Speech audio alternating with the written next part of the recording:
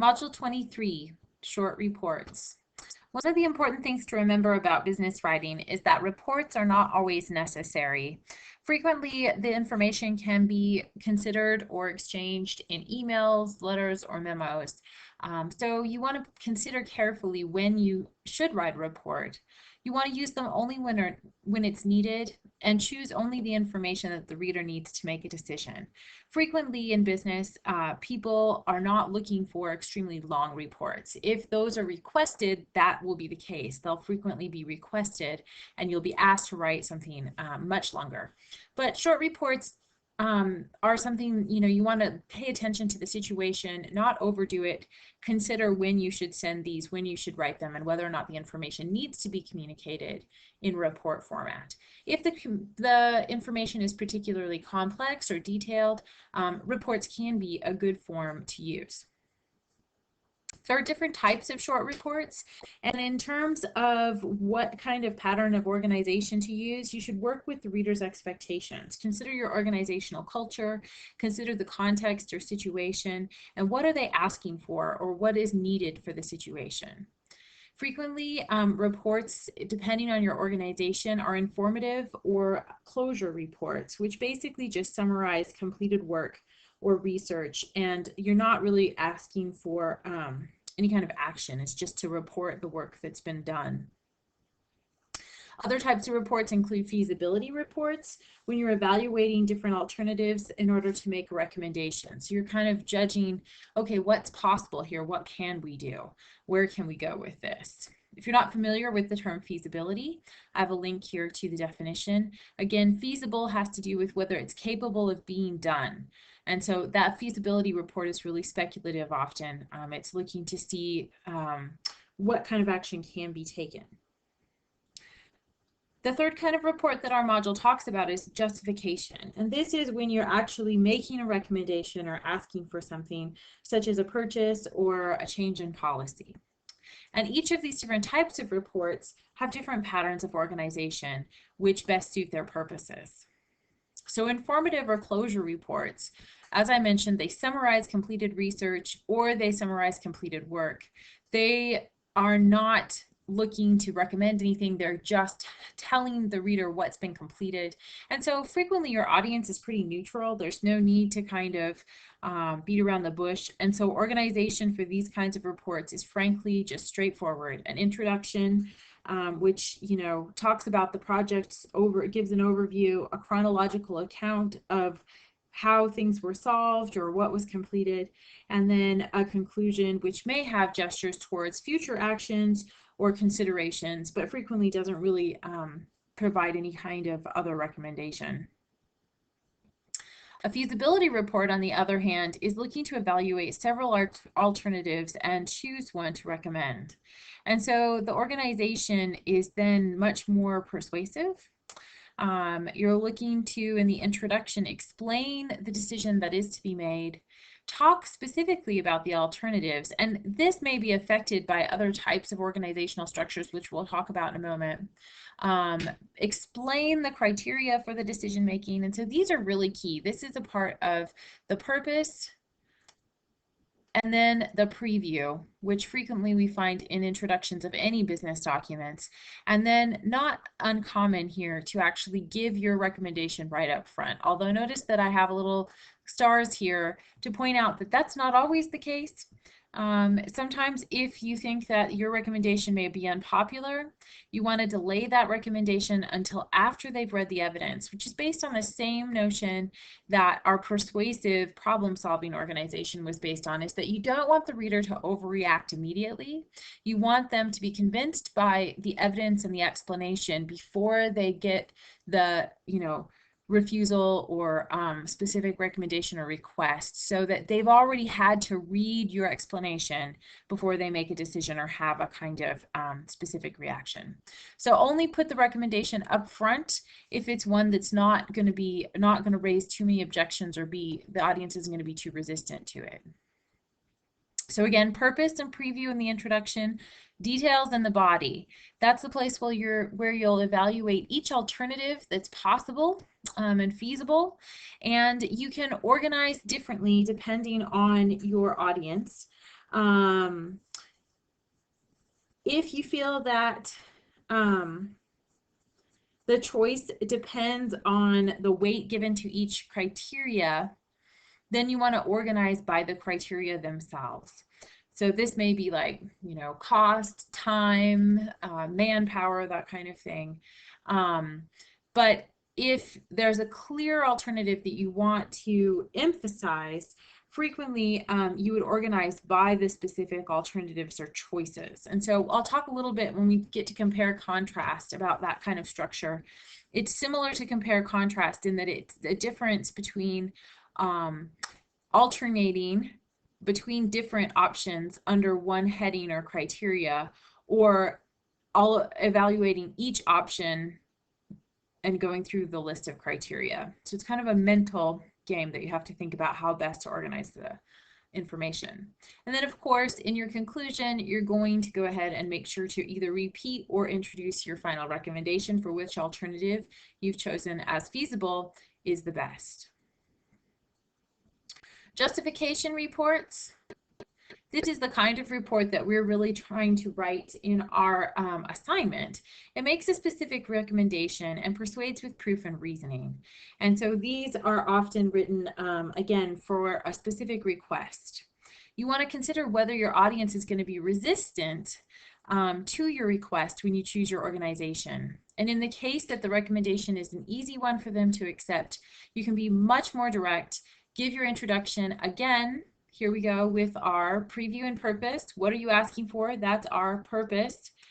Why is it needed? And then this blueprint would be a preview of what's to come. How are you going to evaluate it? And then this is very much like the direct request pattern where you make your recommendation up front. The middle of the document includes the background for the request. Why is it being made? Really gives the details of that, follows up on this thing that you previewed in the beginning of the message or report. And then you're going to explain your possible solutions, choosing one of the 7 organizational strategies, which is most appropriate for the situation. In the end, you want to summarize the action that's needed. That's kind of like your reader benefits place. You want to really sell whatever request you're actually submitting. And then in your conclusion, you want to make that final recommendation and again, give that direct request. On the other hand, if you think you might have a resistant audience or reluctant set of readers, you're going to use a modified problem-solving pattern. And so again, this is very much like Module 12. In your introduction, you'll try to get buy-in by describing the problem as shared. And then with this resistant one, this is very much like in the feasibility report, where if you think that the recommendation might be unpopular, you sort of delay it until the end. Or if you think that one alternative is clearly better, you kind of pad the audience reaction by actually putting that beneficial alternative, the one that you want to win, toward the end. And this is kind of taking the place of the reader benefits or alternatives paragraph. And so you will, rather than starting with your favorite solution, you're going to show why the easier or cheaper solutions will not work first. So in a weird way, we're sort of highlighting the negatives first to knock them down. And so that our solution actually occupies the space where reader attention is high and readers typically expect beneficial information right before the end of the message. So you're going to present your solution, however, as impersonally and objective as you can, and then show how and give specific details and explanation. Again, this is persuasion, how the advantages of your solution outweigh any disadvantages, particularly remembering here that we have a reluctant audience. So you're going to have to very much persuade them that if this is the more expensive choice, the expense is warranted. And then at the very end, you basically, in your conclusion, you're going to summarize the specific actions needed, give the details of the steps that need to be taken, and then conclude with your final request. Again, phrased politely, not as a statement, but in a deferential manner if such is needed. All right, the 7 types of organization that you might employ in a justification or feasibility report. Compare contrast, which is frankly probably one of the easiest ones to use in the situation that we're writing for with our assignment. And as the book talks about a pro-con, method, we basically go through each option. You can either go through each option and give it pros and cons. So that is actually what I would refer to as the block pattern. The writer gives all the significant characteristics of one thing, right? So the pros and the cons of one thing. Or the alternating pattern is when you actually go through in a separate way. So if you're comparing two things, you would discuss, you'd basically organize by the points. So this might be like, I'm going to talk about all the pros of both solutions first, and then all the cons of both solutions first. So there's either point by point, which is alternating, or block. And I just think of this as like, if I have two choices in block style, I go choice by choice. If I have two choices in alternating style, I go point by point, not choice by choice, but expense, time needed, accessibility. So I analyze by criteria rather than by item. So that's the difference between those two styles. There's no right answer to that. Again, in the feasibility part of the module, it talks about how if you really feel that one alternative is better than the other, it's possible that the block format might advantage you by giving your solution the primary spot toward the kind of middle to end of the paper. The problem solution system of organization provides a really balanced coverage. That's when you have kind of a neutral reader who isn't a vested party in the problem, and so it just really gives a pretty informative overview of the problem, and then the solution comes after that. Elimination of alternatives, again, here you would end with the most practical solution. So this is very much like that feasibility, or justification organization with the reluctant reader, where you actually present your solution after you've eliminated all the alternatives. You would highlight that good solution that you would like to be implemented as you would a reader benefit or alternative near the end. You can also organize, it just depends on how the situation rolls, what kind of a problem you're addressing, what the organizational culture is. I think really a lot of times this is very contextual, and it also just has to do mentally with how you can think through the problem. General to particular or particular to general means that you're trying to get the audience to receive the problem either as a big picture, right? Maybe people are too focused on the little nitpicky details and they can't see that it's all part of a bigger picture. Or maybe people are talking about this problem as though it's some huge thing to overcome, and you can break it down into smaller parts to make it more manageable and bite-sized for them. Geographic or spatial would be like if you had a national company and you just went ahead and organized it state by state, right? So you reported your sales state by state. Similarly, functional talks about different unit sections. Say you had a shipping company, you might go through, the main office, the billing office, the shipping dock, and just going through the different unit sections as a way to organize your information. That'd probably be like much more like an overview kind of report or something like that. Chronological, simple enough. It's just by date or time. Finally, business style and reports. It's fairly formal. You're going to avoid slang and contractions. You also want to avoid you. You're trying to keep this impersonal or objective sounding, and so often you'll write in the third person rather than placing blame anywhere. You might refer to the company in the third person by its name. And you want to include all information that the reader needs to understand the report. So if there's any definitions or acronyms needed to be defined, you want to include those. And you also want to submit as appendices any kind of supporting documents that you might need. So for instance, purchase orders or specs or whatever's needed to really make the decision that people might need additionally, you can attach as appendices so as not to kind of overwhelm the report with that specific information. You should always, again, tighten your writing, say what you mean, use active verbs, which help to make the document much more skimmable. That's also true of using topic sentences. That allows readers to clearly read the beginnings and ends of paragraphs quickly. Avoid wordiness, be direct in your statements. Using blueprints or previews is really important. It's really helpful at the beginning of these kinds of reports to just tell people what you're going to be doing. And I'll show you an example of that. This is an article that I often teach in my Writing 101 class by James Paul Gee. It's called Reading a Situated Language. But what I like about this article is it has a great example of previewing or blueprinting in his argument. It's an extensive article, very technical. He starts right out in the beginning by saying, my main goal here is to, and he tells you right what he's going to do. He tells you exactly what his purpose is. He uses statements like, I argue. And then here's his preview. He tells you straight up in the second paragraph, I've organized this article into 4 parts. And here he uses excellent signposts or transition words first. And then he tells you that in the second part, he's going to do this. And then he explains that in the third part, he's going to do this. And he uses the transition finally to tell you that he's going to close the article with a discussion and tells you specifically about what he's going to be doing. That kind of blueprint or preview is really useful for readers. It tells them what to expect, it tells them where to look for information in the report farther along, and it can be really helpful in terms of your reader's experience. Those transition words are, I'll load a handout onto D2L with these notes for this module. I often call these signposts because they really help readers to wayfind through through your document.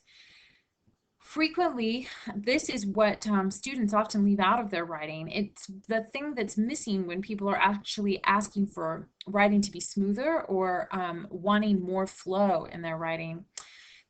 Transitions are not just used at the beginnings and ends of paragraphs. They can be used in between paragraphs, at the beginnings of sentences to help connect ideas. And that's really their job. It's why I have this picture of glue here as well as here, because what transitions do is glue ideas together. They help to connect them, and as our book points out, they help to tell readers when there's going to be a shift in direction. So in that way, that's how they're very much like signs. They tell you where they orient the readers to where they are in the paper. So I have this list here. For instance, we're very familiar with ones that indicate connection or similarity, right? Also, similarly, as well as with ones indicating exception or contrast, but however, those are the kinds of things that indicate shifts in direction from one thing to a different option. But we can see how in James Paul Gee's article, he really effectively uses sequence or order transitions. And you can actually use time and spatial ones in reports. You can refer to, the example above or below, I will explain. So those kinds of things. Cause and effect are really important in giving recommendations, to say things like, okay, this is what I'm telling you, here's my evidence, therefore my recommendation is, which indicates connection between the evidence that you've given and the recommendation which comes after. And so these are really helpful, these signposts. And so including these at the beginnings, particularly of your paragraphs, but as well as within your paragraphs to connect ideas, is very important. Topic sentences help your paragraphs to stay unified, and your reader is able to skim your document then and know what's contained, as well as, and that's related to, using specific headings. Now, the books talk specifically about talking heads or specific headings rather than topic headings. Again, the example given is whether or not you just label your paragraphs like choice number 1. Well, that's not very specific. It doesn't tell the reader anything about that choice. Something more specific would be, academic journals on welding in our specific report example, which would tell us that the choice that's being examined is that specific journal. Now with headings, we want to remember to work on parallelism of both formatting as well as grammatical structure. If you phrase them as questions, they should all be questions. If you use punctuation, there should be punctuation at the end of each heading. If you're going to bold them, that should be the same all the way down. And as always, they should be capitalized according to titles. So I hope that helps you begin to write your reports for assignment number 4. And be sure to refer to this handout that I noted, both the structure handout about compare and contrast, as well as that also has some great information about conclusions and introductions, as well as the signpost handout.